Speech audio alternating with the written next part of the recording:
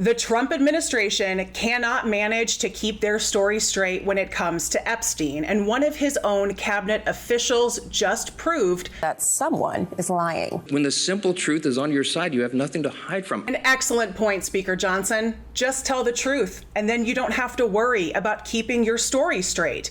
But the truth is as foreign to Trump as Armenia and Azerbaijan?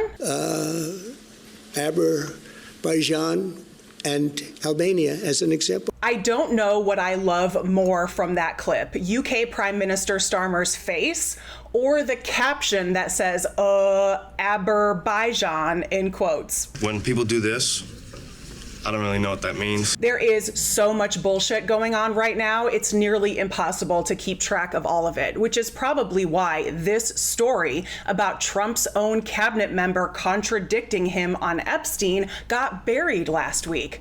I stumbled across it when I was looking into another major development in the Epstein saga earlier this morning, and I thought, oh my gosh, y'all need to know about this. So let's dive into that update and unpack one of the most recent Epstein lies told by this dumpster fire of an administration. But first, be sure you subscribe to Really American, because nobody needs to be in a dumpster fire alone. On Monday morning, the United States Supreme Court announced it would not hear the appeals petition from Jeffrey Epstein's co-conspirator, Ghislaine Maxwell. This was the latest and most likely final legal setback in Maxwell's attempt to get out of prison based on a technicality. It only takes 4 Supreme Court justices to grant the hearing of an appeals petition, but when the appeals the court is going to be hearing for the 2025-26 session were announced, Maxwell's case was not on the list. Maxwell is scheduled to be incarcerated until 2037, and her only hope at getting out early at this point lies solely in the hands of Donald Trump.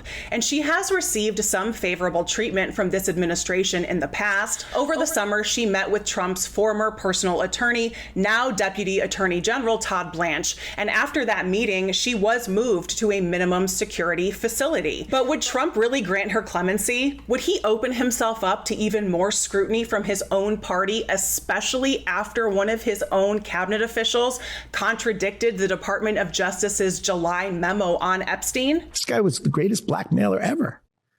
Blackmailed people. That's how he had money. That was a major bombshell, and I was really surprised I did not know about it until today. Let's learn some more about this from Secretary Lutnick and MSNBC's Melissa Murray. That is literally the complete opposite of what Trump's DOJ claimed in their now infamous July memo, which said, quote, "There was also no credible evidence found that Epstein blackmailed prominent individuals as part of his actions," end quote. Lutnick also divulged more about his first meeting with Epstein. Listen to his firsthand account.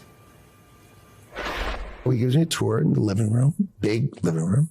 And then across from it is double doors. I assume it's the dining room. Yeah. And he opens the doors and there's a massage table in the middle of the room. And candles all around and stuff.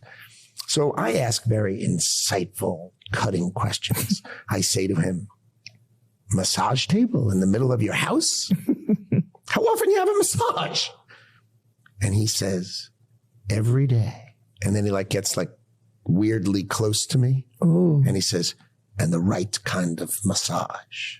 Now my wife is standing here. So she looks at me and I look at her. And we say, "I'm sorry, we have to go." Well, that is a very big claim from a member of Trump's own cabinet. At the same time, others in the administration, including Trump himself, maintain that there's nothing to see here, even going so far as to call all of this a Democratic hoax. Well, now, Democrats are calling on Secretary Lutnick to testify before the House Oversight Committee. Joining me now to discuss all of this is Asha Rangappa, former FBI special agent and senior lecturer at Yale University, and Andrew Weissman is back with us. Asha, obviously, not everyone in the Trump administration is singing from the same hymnal. What's your reaction to Cabinet Secretary Lutnick contradicting the DOJ on Epstein? Well, politically, he clearly stepped in it, right?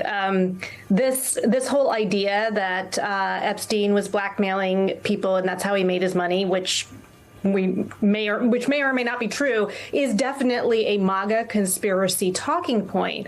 But here's the thing, Melissa, is the only way to verify whether that's true is to understand what was actually recovered from the Epstein residence. And, you know, the FBI files would have logs of whatever they recovered and what those videos contained, et cetera, et cetera. And I think it highlights the red herring of the release of the grand jury testimony and how that really has nothing to do with what may potentially be in the FBI's possession. I'm actually more interested in as you put it, Melissa, the first-hand account, where you have somebody who has no problem displaying the massage table and then sort of talking with a sort of wink, wink, nod, nod, openly, though, to Mr. Lutnick, because that belies, for instance, Ghislaine Maxwell saying, oh, I never saw or heard anything untoward going on. The people who knew him well, which includes our current president, saying, oh, I don't know anything, where you have this sort of firsthand account from somebody who has no reason to be lying about it. I'm sure behind the scenes, people are talking to him saying, you know, what in God's green earth made you give that interview? And so he's just gotten someone who's quite open about the lifestyle and is, to use his phrase, the sort of the grossness of it. And so it really belies all the people saying, I didn't know anything. How about that, Asha Rangappa? Here at Really American, we were thrilled to host her podcast on our network. So be sure to check her out. Brilliant mind, and her analysis is always spot on. This big reveal from Secretary Lutnick calls in the fleeting credibility of this administration even further. But when talking about the government shutdown, Speaker Mike Johnson claims that the truth is on their side. We are consistent, and that's why it's easy for me to stand up here and share the facts. When the simple truth is on your side, you have nothing to hide from. I'm just presenting this to the American people. Okay, Mike, so swear in Adelita Grijalva. Grijalva won a special election on September 23rd to represent Arizona's 7th congressional district. It's been almost 2 weeks, and Johnson has had several opportunities to swear her in. But despite that, she is still a Congresswoman-elect. She is still not sworn in. Speaker Johnson is using the government shutdown as an excuse, but it really looks like he is just delaying that final vote on the petition to release the Epstein files. The Speaker is delaying swearing in a newly elected Arizona Democrat. Why the delay? Who knows? What we do know is that if seated, this new member of the House would be the final clinching vote to force the release of the Epstein files. According to Grijalva, there is a chance she will be sworn in on Tuesday, October 7th. So here at Really American, we are going to be keeping our eyes on that and on any update on the release of the Epstein files. So be sure you subscribe and also share this video with someone in your life. Let's keep this conversation going. For Really American Media, I am Corinne Straight. Thanks so much for watching. I'll see y'all next time.